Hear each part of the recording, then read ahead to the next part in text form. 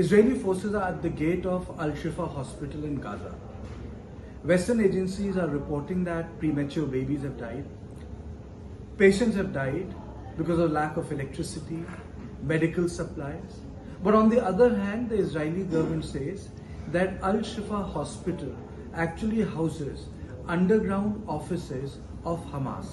Concrete evidence are that Hamas uses hospitals as an instrument of war. Underneath the hospital, in the basement, we found a Hamas command and control center, suicide bomb vests, grenades, AK-47 assault rifles, explosive devices, RPGs and other weapons, computers, money, etc.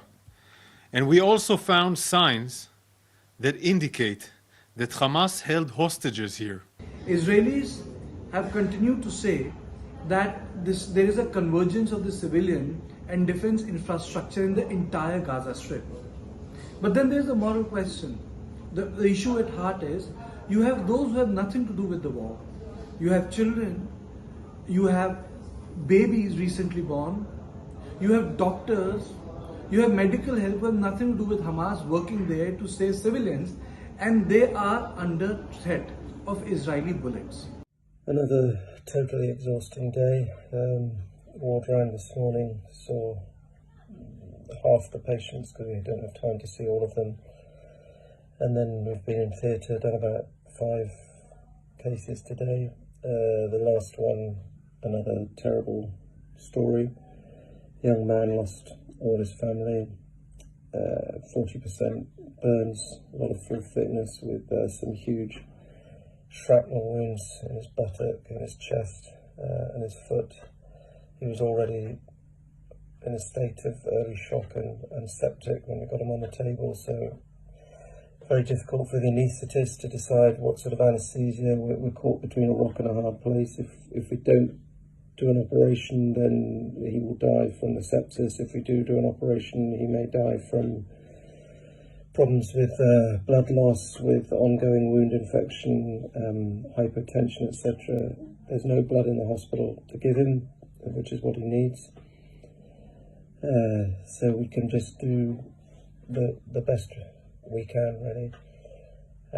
Another 4 admissions today, 5 admissions. It's now 6:30, so we're already 10-11 hours into the day. So not sure if we'll get around to being able to see them tomorrow, but today, but we'll have to see them tomorrow.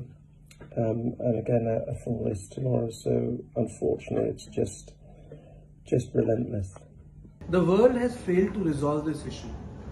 America has failed to pressurize Israel enough that it stops its campaign in Gaza. The hospital in Gaza, the Kelly was in asked. Gaza, have you expressed any specific concerns to Israel on that, sir? Well, you know, I have not been reluctant in expressing my concerns what's going on. And it's my hope and expectation that there will be less intrusive action relative to the hospital. We're in contact and we're with the Israelis. Also, there's an effort to take this pause to deal with the release of prisoners. And that's being negotiated as well with the Qataris are engaged. And so I remain somewhat hopeful, but the hospital must be protected. Israel says and reaffirms that this action was brought about by Hamas on 7th of October when 1,400 Israelis were killed. But today the fact of the matter is that innocents have also died in Gaza. More than 11,000 people have died in the intense bombing that has taken place after 7th of October.